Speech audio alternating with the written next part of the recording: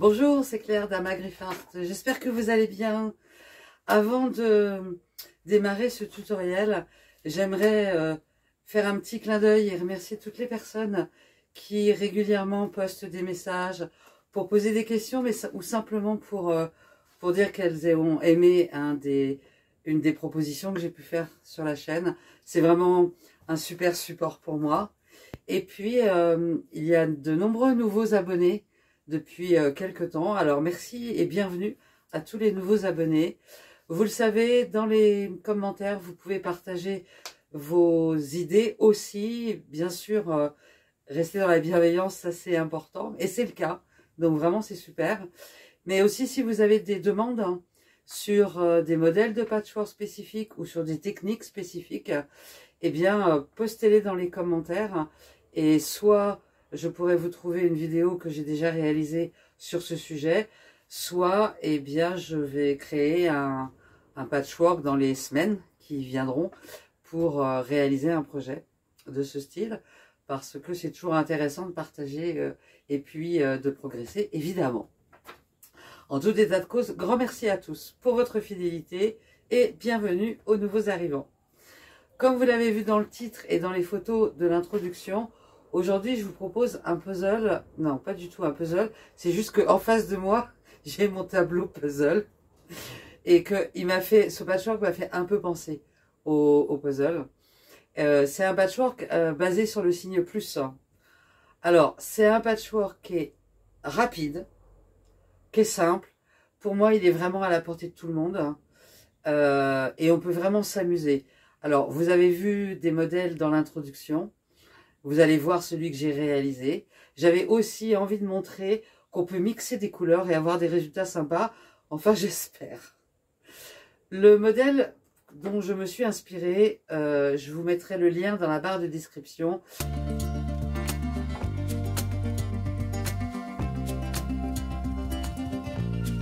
Il a été créé par une personne qui gère le site For the Love of George. Et le patron est en anglais, mais il est gratuit. Vous pouvez le télécharger gratuitement. Et c'est pratique, on va le voir dans le détail, mais parce qu'il y a les grilles. Et là, celui que j'ai réalisé est complètement dans les clous. Elle propose deux tailles, de la plus petite des deux tailles. Ça fait un patchwork qui est quand même très sympa en dimension. Pour un enfant, par exemple, je pense que ça peut être un bon patchwork. Et ben, vous verrez, la réalisation, franchement, elle est rapide, elle est simple. C'est un patchwork qui m'a pris quelques heures. Dans cette vidéo, dans ce tutoriel, on va voir toute la construction. Et puis, la semaine prochaine, je me suis rendu compte qu'avec des questions qu'on m'a posées, j'avais pas de vidéo spécifique sandwich matelassage. Et donc, la semaine prochaine, je partirai du même patchwork, du même ouvrage, et j'ajouterai les bandes pour faire le tour. Le molleton, je vais créer le sandwich avec vous et la partie matelassage. Comme ça fera une vidéo à part sur laquelle on pourra se référer par la suite. Ok? Eh bien, j'espère que ce tutoriel vous plaira. Comme d'habitude, un petit pouce j'aime si c'est le cas, un commentaire sympa et vous abonner, bien sûr, si ce n'est pas encore fait. Place au tutoriel? Alors, dans ce patron, on a pas mal d'éléments. Là, j'ai imprimé la fiche où on a l'ouvrage global que je veux réaliser avec les tissus. Donc, il y a 9 tissus dans ce modèle-là. Et donc, on a exactement comment les tissus sont positionnés. Et ensuite, alors bien sûr, c'est un modèle américain, c'est en inch. J'essaierai de faire la traduction en centimètres. Et on a pour chaque fabrique, pour chaque tissu, pardon, pour chaque tissu, on a la coupe que l'on doit faire et le nombre de pièces. Par exemple, dans le tissu numéro 1, donc il y a 3 pièces à découper. Une pièce qui fait 4 inches sur 4 inches et il en faut 7. Une pièce qui fait 4 inches sur 11 inches et il en faut 3. Et une pièce qui fait 4 inches sur 7 inches et demi et il en faut une. Et si vous travaillez avec des fat quarters, donc c'est-à-dire un paquet spécifique, en fait, elle a indiqué à côté combien il en fallait. Donc si je prends le tissu numéro 1, on a donc 7 blocs de 4 x 4. Donc si je prends mon tissu numéro 1, là j'en ai 1, j'en ai 2, j'en ai 3, j'en ai 4, j'en ai 5, j'en ai 6, 7.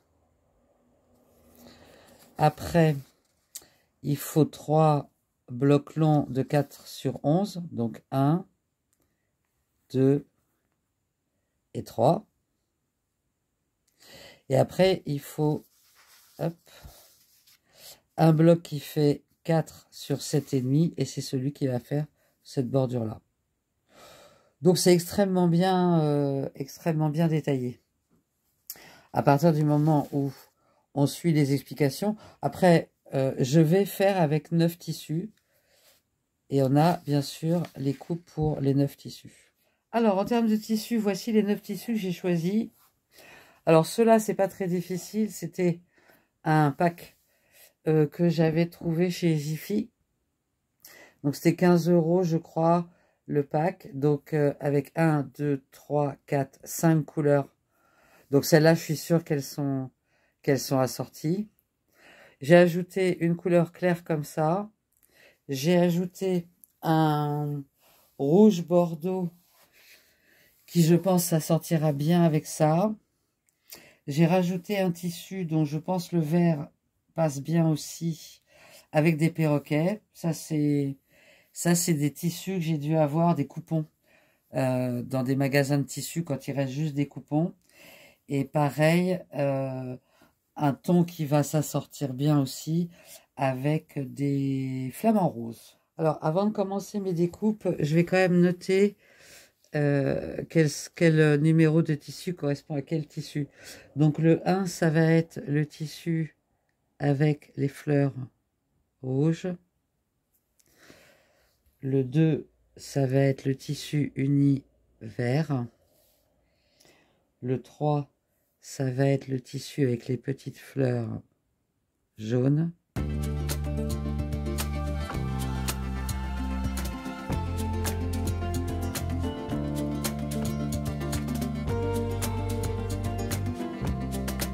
Le 8, ce sont les perroquets. Et le 9, ce sont les flamants roses. Comme ça, si je les mélange au moins, je suis certaine d'avoir bien tout noté. Donc ça y est, toutes mes pièces sont découpées. Tissu 1, tissu 2, etc. Donc en fait, maintenant, je vais simplement suivre le schéma là.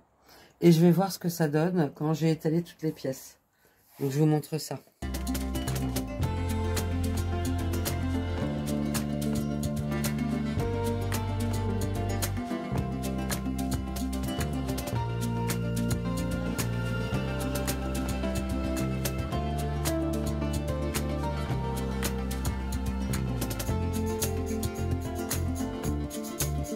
Alors j'ai positionné toutes les pièces dans le sens du modèle. Alors, c'est à ce stade-là, si on trouve que nos assortiments sont pas bien, ou qu'il y a des endroits où les pièces sont pas bien positionnées, ça va être à cet endroit-là qu'on va pouvoir, enfin à ce moment, qu'on va pouvoir éventuellement rebalancer. Ce qu'on va pouvoir rebalancer, ce sont des pièces complètes, comme celle-là. Parce qu'on va pas pouvoir rebalancer des choses qui sont sur le côté, dans la mesure où, ou alors faudra redécouper, ce qui serait dommage. Donc je vais prendre 2 minutes pour regarder un petit peu. À la fois ça me plaît, à la fois peut-être par exemple que je pourrais inverser ce vert-là avec ces fleurs-là. Parce que ces fleurs-là, à côté des autres fleurs, c'est un peu chargé.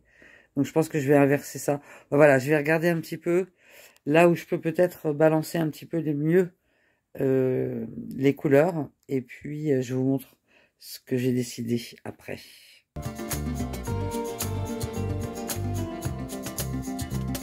Alors je sais pas si vous pourrez vraiment voir la différence, j'ai rebalancé un peu les couleurs. Je trouvais que ce coin-là était beaucoup trop chargé. Voilà, donc j'ai fait des changements un peu partout finalement.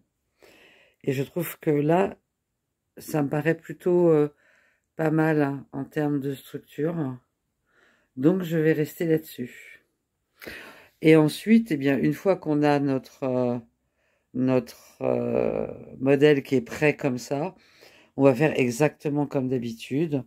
On va coudre chaque rang et ensuite on va coudre les rangs ensemble. Donc il doit y avoir quand même pas mal de jonctions. Donc un tout petit peu attention au niveau de la couture pour avoir des jonctions les plus belles possibles évidemment. Eh bien je vais coudre les rangs et je reviens. Alors j'ai commencé à coudre les rangs, alors pas ensemble mais à coudre les rangs.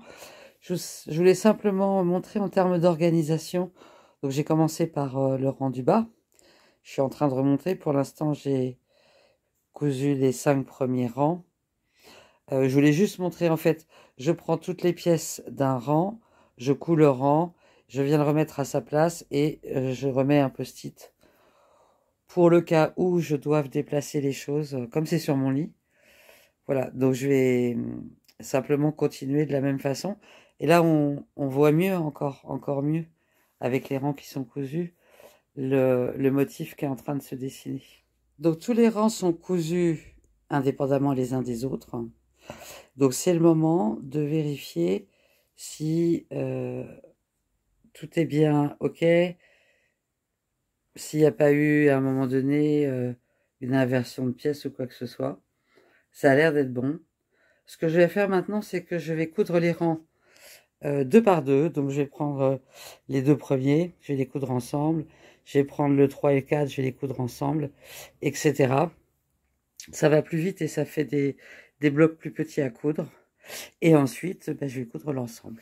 Donc les rangs sont cousus par paire maintenant. Sauf comme il y a un nombre impair, il y a 15 rangs. Les 3 du haut sont cousus ensemble. Ben, maintenant, je vais réunir... voilà, je vais finir toutes les coutures. Et je vous montre quand c'est terminé.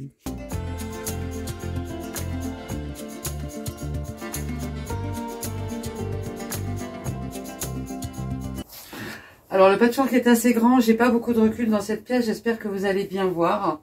Donc voilà l'ouvrage réalisé. Ben, vous me direz dans les commentaires ce que vous en pensez. Personnellement, j'aime assez le mélange des couleurs et la balance. Et je trouve que c'est la preuve qu'on peut vraiment mélanger des tissus. Évidemment, peut-être pas être dans des tons qui sont trop criards ensemble. Et je trouve que là, on a à la fois des verts, des rouges, des jaunes. Et ben, tout ça, je trouve que ça s'harmonise plutôt bien. En tout cas, moi, j'aime bien le résultat. Les dimensions de l'ouvrage à ce stade, c'est-à-dire sans avoir ajouté une ou plusieurs bandes pour faire le tour, c'est 38,5 inches de large, soit 98 cm, sur 52 inches de haut, c'est-à-dire 132 cm. Donc c'est quand même un bel ouvrage. C'est un ouvrage qui peut très bien recouvrir un lit d'enfant, par exemple. Ça peut être. Alors, il va pas faire tout le lit d'enfant, mais c'est quand même un ouvrage qui est quand même assez grand sans être énorme. Eh bien, j'espère que ce tutoriel vous a plu. Si c'est le cas, pensez à mettre un petit pouce j'aime, à vous abonner si ce n'est pas encore fait, à poster dans le commentaire vos remarques, comme d'habitude. Et puis, on se retrouve mardi pour le Dear Jane et vendredi de la semaine prochaine. Donc, pour la suite de celui-ci, les bandes autour, là où les bandes, je ne sais pas encore, la création du sandwich, le matelassage et la finition avec le biais tout autour. Passez une bonne semaine, prenez soin de vous et à bientôt. Bye bye!